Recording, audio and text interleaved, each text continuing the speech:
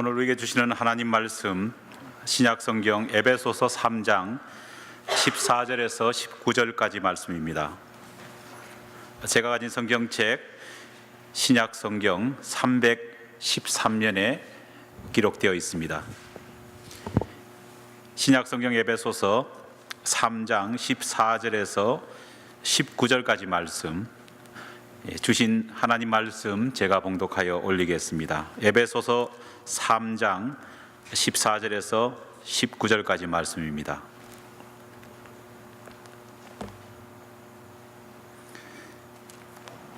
이러므로 내가 하늘과 땅에 있는 각 족속에게 이름을 주신 아버지 앞에 무릎을 꿇고 비노니 그의 영광의 풍성함을 따라 그의 성령으로 말미암아 너희 속 사람을 능력으로 강건하게 하시오며 믿음으로 말미암아 그리스도께서 너희 마음에 계시게 하시옵고 너희가 사랑 가운데서 뿌리가 박히고 터가 굳어져서 능히 모든 성도와 함께 지식에 넘치는 그리스도의 사랑을 알고 그 너비와 길이와 높이와 깊이가 어떠함을 깨달아 하나님의 모든 충만하신 것으로 너희에게 충만하게 하시기를 구하노라.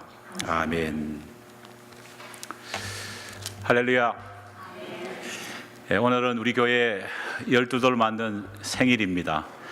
옆에 분하고 같이 한번 모처럼 인사해 보겠습니다. 감사합니다. 고맙습니다.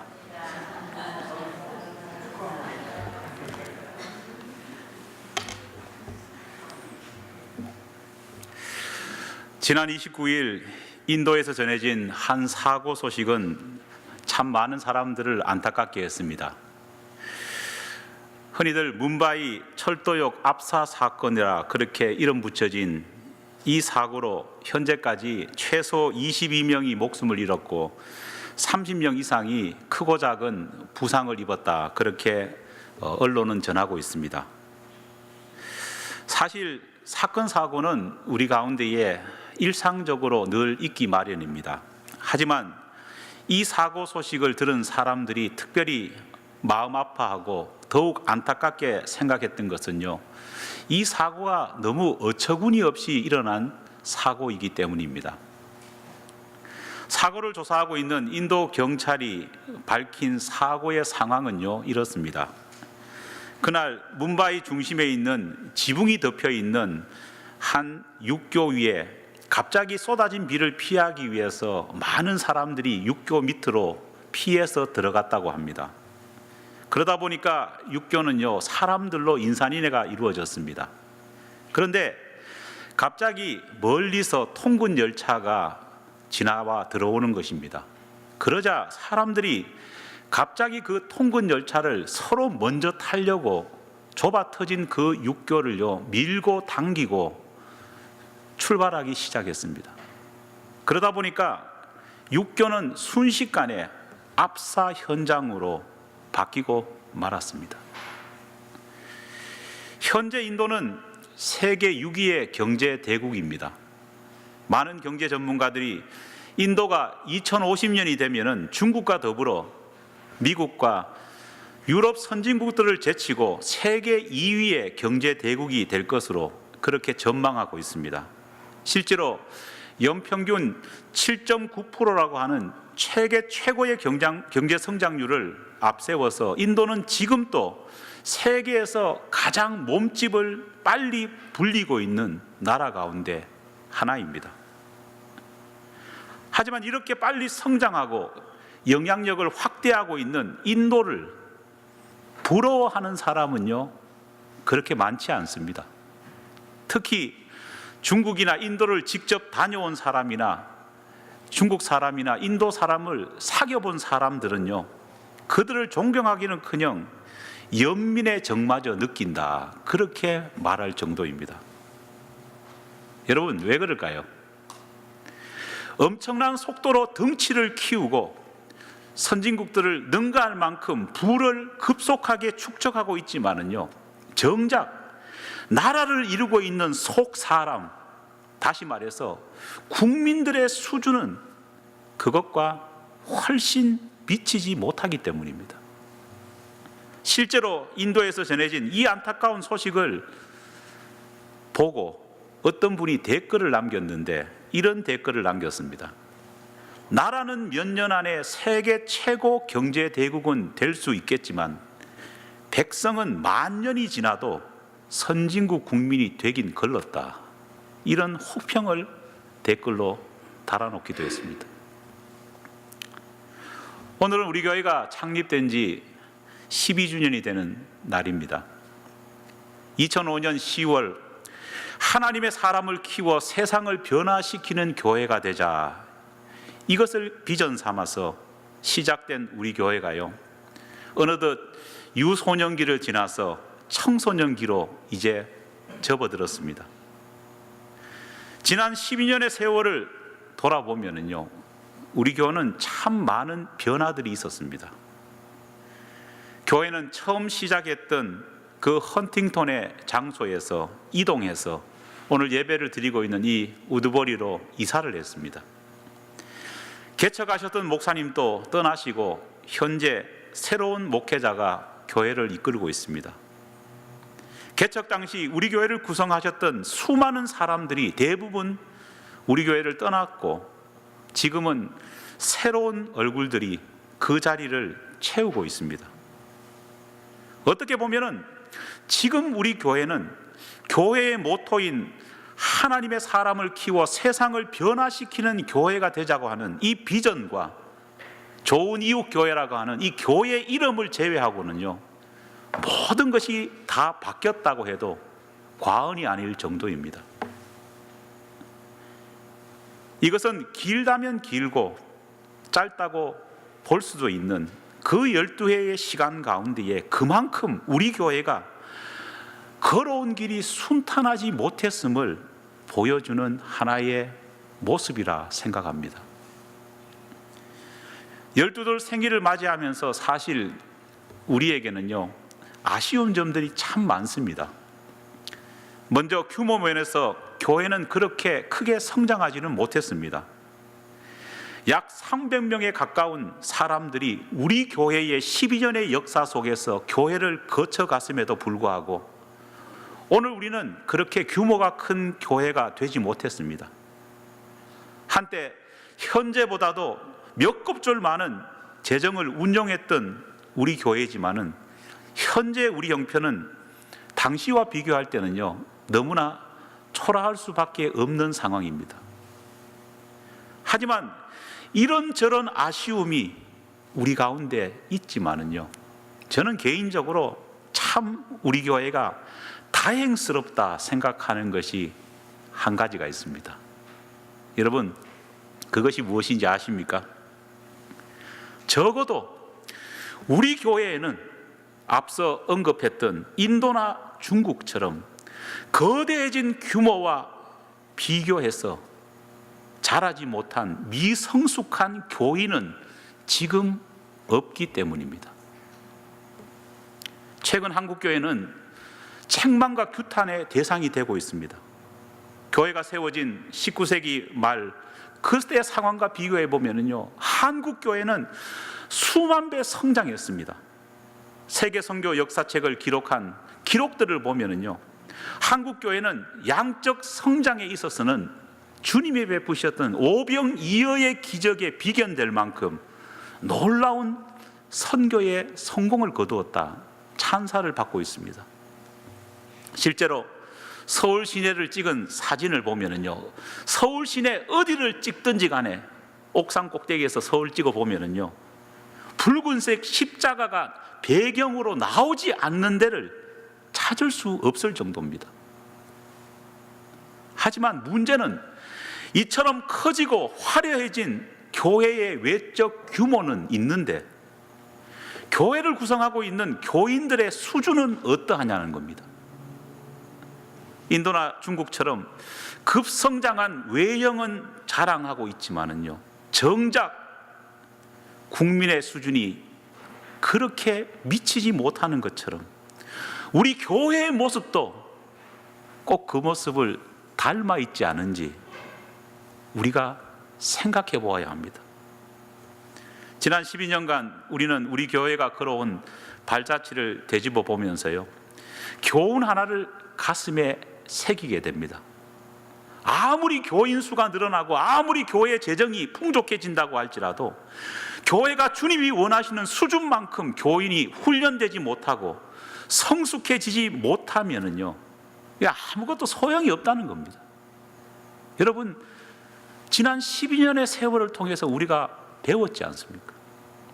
그렇다면 우리는 어떻게 훈련되고 어떻게 성숙한 신앙인이 될 수 있을까요? 오늘 본문 말씀은 규모에 합당한 교회가 되고 또 그 규모에 합당한 교인이 되기 위해서는요, 어떠한 모습으로 훈련받고 가르침을 받아야 될지에 대해서 명확하게 우리에게 알려주고 있습니다. 몸집은 커져가는데 마음과 행동은 따라 성장하지 못하는 영적 성장 장애를 겪지 않기 위해서는요, 우리는 오늘 본문에서 말씀하시는 주님의 말씀에 귀를 기울여야 합니다. 믿습니까? 먼저 우리가 해야 될 일이 뭘까요? 오늘 본문은 우리는 성령으로 우리 속 사람의 능력을 강건케 하라. 할렐루야. 속 사람의 능력을 강건케 하라 말하고 있습니다. 본문 16절 말씀입니다. 그의 영광의 풍성함을 따라 그의 성령으로 말미암아 너희 속 사람을 능력으로 강건케 하라 명령하고 계십니다. 과연 어떻게 해야지 우리가 속 사람이 강건한 크리스찬이 될 수 있을까요? 17절은 그 비결을 우리 삶에 그리스도께서 계시게 하라 그렇게 명령하고 있습니다. 여러분, 하지만 이 말은 실천하기가 그렇게 쉬운 말이 아닙니다. 너희 속 사람을 강건케 하고 너희 안에 그리스도가 살아 계시게 하라. 말씀이 우리 가운데 주어졌지만은요, 이 말을 실천하기가 그렇게 만만한 것이 아닙니다. 우리가 잘 아는 로마서 7장 하반부를 보면은요, 그렇게 위대한 사도, 그렇게 위대한 신앙인 사도 바울조차도 죄악에 물들어 살아가고 있는 자기 자신의 모습을 보면서요, 얼마나 그 이중적인 삶이 힘든지 자기 자신을 예로 들어서 적나라하게 설명하고 있을 정도입니다. 로마서 7장 24절 말씀에 보면 이런 말씀 있지 않습니까? 오호라 나는 공고한 사람이로다. 이 사망의 몸에서 누가 나를 건져내랴. 현대어 성경을 통해서 이 구절을 다시 읽어보면요, 정말 그 구구절절함이 더합니다. 뭐라고 되어 있느냐? 나는 얼마나 비참한 놈인가. 이 죽음의 몸에서 나를 구해줄 사람은 정녕 없다는 말인가. 심지어 로마서 7장 22절에서 사도 바울은 자신이 느낀 이 절망감을 속으로는 하나님의 법을 즐거워하지만 실제로는 하나님의 법과는 전혀 반대 방향으로 살아가고 있는 자신을 바라보면서 나는 이중인격자요, 나는 이중적인 신앙인이다, 그렇게 자신의 모습을 한탄하고 있다는 겁니다. 인간은 누구나 예외 없이 좋은 사람, 착한 사람은 한 사람도 없습니다. 나는 착한 사람입니다. 우리 집에는 착합니다. 지난번에 제가 토요일 날 새벽 기도 드리면서 그런 말 했지 않습니까? 경찰서에 잡혀가면은요, 너나 할 것 없이 자식을 놓고 하는 말 있지 않습니까? 우리 애는 착한데 친구를 잘못 만났어. 경찰서에 1시간 있다 보면은요, 피해자는 있는데 뭐가 없습니까? 가해자가 없습니다. 다 착하고 저놈이 나빠가지고 우리가 이렇게 되었다, 피해자로 생각합니다. 하지만은요, 우리가 진짜 착할까요? 선할까요? 그렇지 않습니다. 착한 사람, 선한 사람은 없습니다. 여기 있는 옥민호 목사도 착하냐? 착하게 보일지라도 안 착합니다. 여기 앉아 계시는 오늘 성찬식을 집례한 우리 두 장로님도 보면은 착해 보이죠. 부인한테 상담해 보면은 어떨까요? 적나라하게 안 착하다는 것이 바로 드러납니다. 지금 웃고 계시는 분도 어떨까요? 감시용 카메라로 24시간 감시해 보면은요, 하나도 안 착합니다. 우리는 다 못됐습니다. 나쁩니다. 아무리 내 자식 새끼를 사랑한다고 할지라도요, 젖 먹는 동안 엄마의 젖꼭지를 물면은 그 엄마는 어떻게 합니까? 아무리 자식이 이쁘고 쭉쭉 빨고 이렇게 해도요, 당장 손이 올라가서 어디로 갑니까? 엉덩이로 가는 것이 우리의 본 모습입니다. 우리는 나의 이익, 나의 자존심, 내 가족을 누군가가 공격하면은요, 일순간에 우리는 뭘로 변하느냐? 싸움 따구로 변하는 것이 우리의 본성이라는 겁니다. 그래서 심상희 씨가 지은 조화라고 하는 책을 보면은요, 그 안에 무슨 말이 적혀 있느냐? 내 안에 악마가 산다, 그렇게 표현하고 있습니다. 저도 여러분도 본성 내면 안에는 뭐가 살까요? 그리스도께서 사시는 것이 아니라 뭐가 살아요? 악마가 살아간다는 겁니다.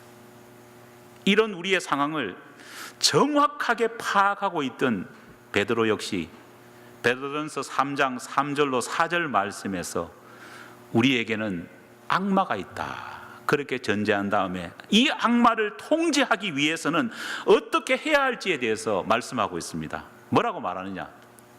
너희의 단장은 머리를 꾸미고 금을 차고 아름다운 옷을 입는 외모로 하지 말고 오직 마음에 숨은 사람을 온유하고 안정한 심령에 썩지 아니하신 것으로 하라. 이는 하나님 앞에 값진 것이니라. 할렐루야. 어떻게 하라고요? 마음에 숨은 사람, 즉 우리의 내면을 어떻게 만들으라고요?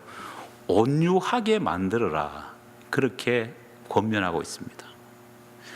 온유라는 말은 신약 성경에서 프라우스라고 하는 헬라어를 사용합니다. 바로 이 온유가 어떤 근원적인 뜻을 가졌는지에 대해서는요, 이전에 제가 몇 번의 설교를 통해서 여러분에게 말씀드렸습니다. 여러분 기억하십니까?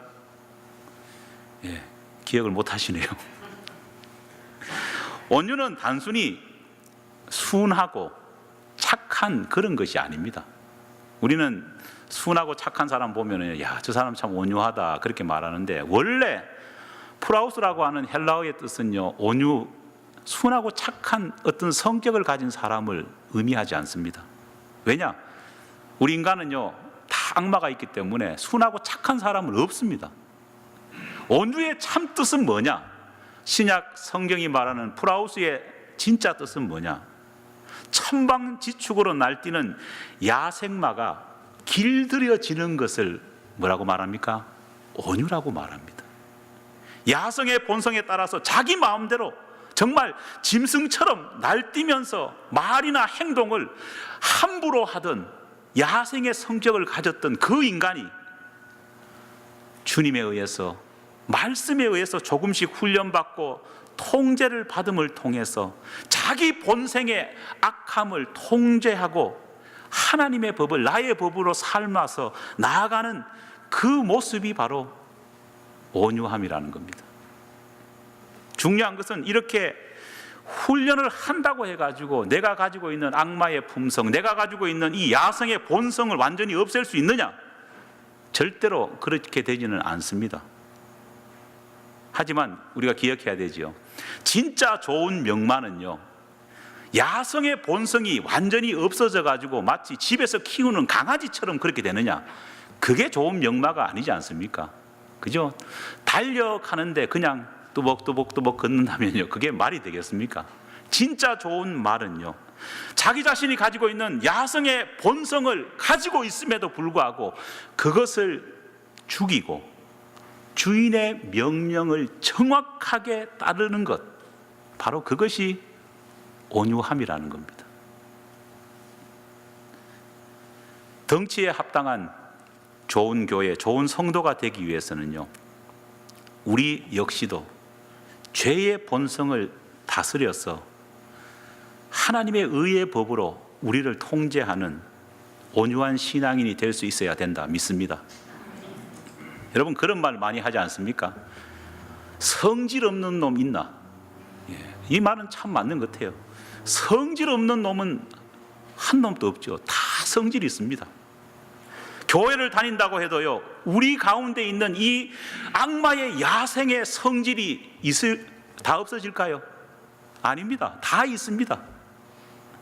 한마디로 우리는 정말 대부분이 짐승 같은 사람이고, 때로 어떤 사람은요 짐승보다 못한 사람이고, 때로 어떤 사람은요 짐승보다 더한 사람입니다. 여러분 이거 구별하십니까? 짐승 같은 사람, 짐승보다 못한 사람, 마지막은 짐승보다 더한 사람이 우리입니다. 하지만 그런 상황 속에서 자신을 그리스도 안에서 통제하고 예수 그리스도가 계시는 그 인생을 세워갈 때 진정한 교회, 참된 신앙인이 될 수 있다는 겁니다. 가끔씩 전해 듣는 지난 우리 교회의 역사나 우리 주변에 있는 많은 교회의 오늘 현실의 모습을 보면요, 교회라고 하면 신문에 가장 많이 등장하는 단어가 뭡니까? 사랑, 섬김, 화평, 이런 말은 없습니다. 대부분이 다툼, 분쟁이라고 하는 말만 들리게 됩니다. 다툼, 분쟁, 왜 이런 모습이 나타날까요? 왜 하나님의 살아계신 모습이 드러나지 않고 미성숙한 신앙인의 민낯이 드러날까요? 그것은 온유함, 신앙생활을 함에도 불구하고 자기 자신이 여전히 가지고 있는 야생의 본 모습을 통제하지 못했기 때문입니다. 하나님과 예수님과 함께 살아있는 이 교회가 서로 의견이 맞지 않고 서로 다른 시각을 가진 사람들이 많습니다. 그렇잖아요. 어떻게 같을 수 있겠습니까? 20년, 30년 같이 살맛대고 사는 부부도 맞는 게 돌아보면 어떻습니까? 어찌 그리 없는지요. 그런 삶인데요, 교회는 더하지 않습니까? 그렇지 않습니까? 형제 자매라고 말을 참 잘 붙였는 것 같아요. 왜냐? 저도 자식을 둘이 키우고 있지만은요, 형제 자매가 더 싸우는 것 같아요.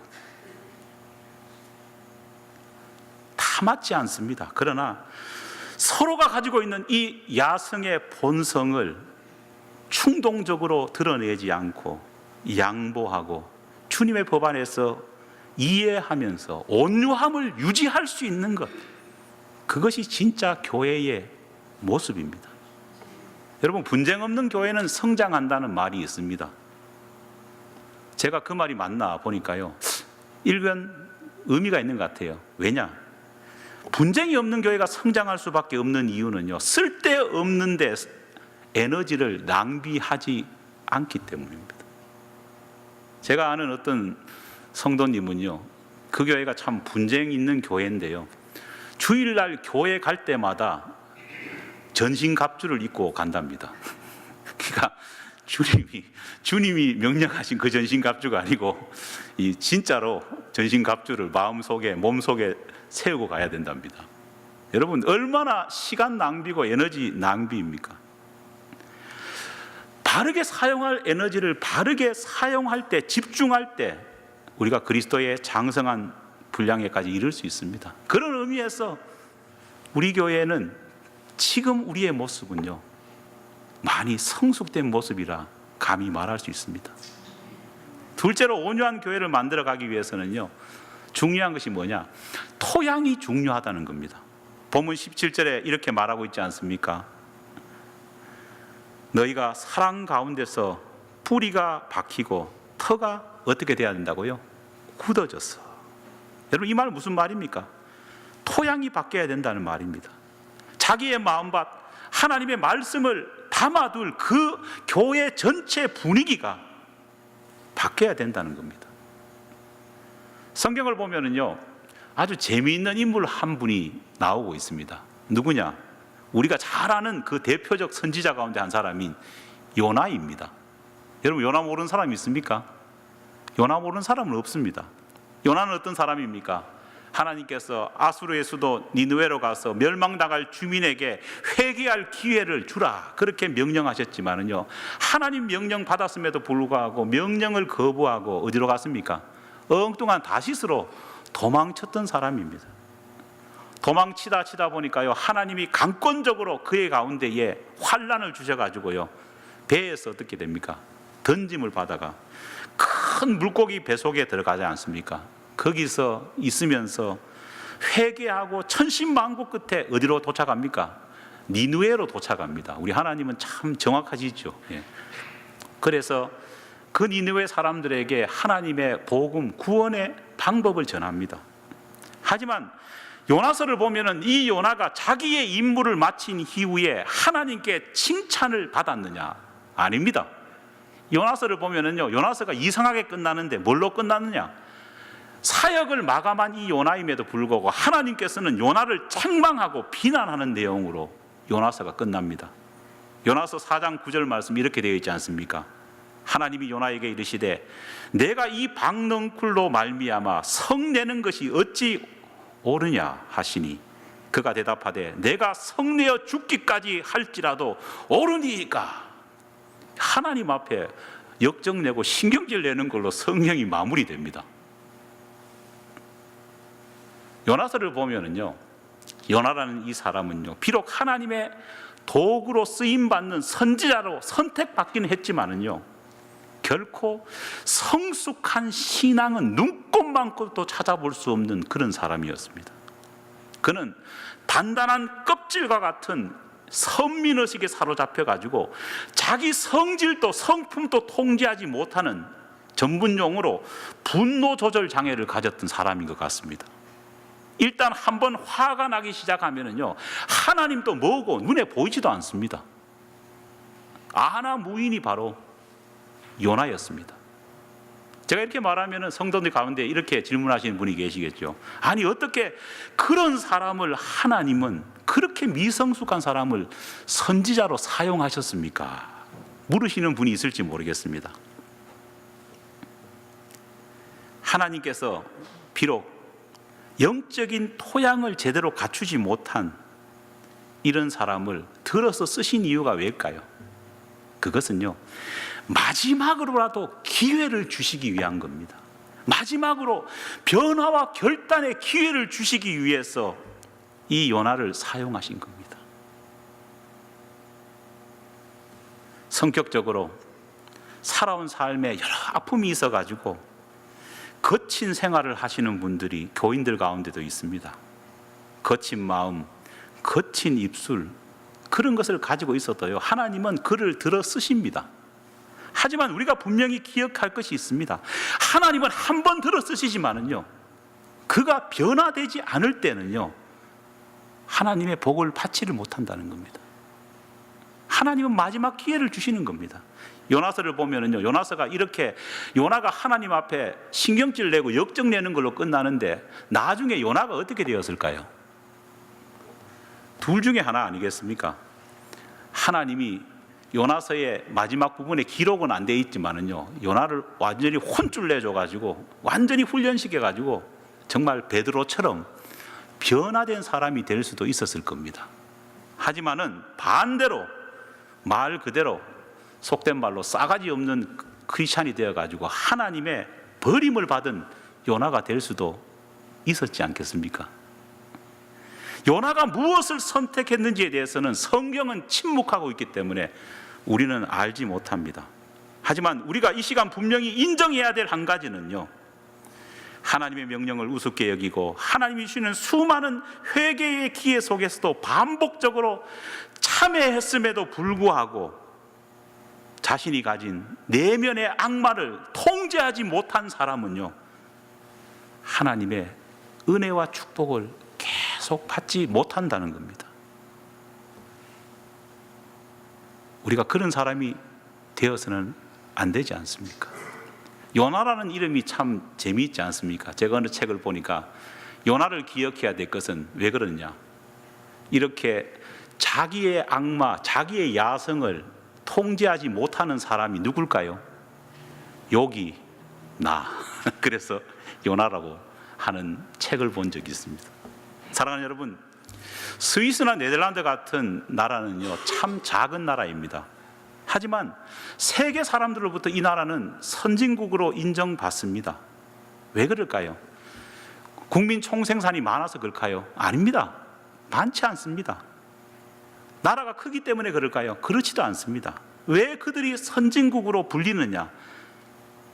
나라의 크기에 합당한 국민의식이 있기 때문입니다.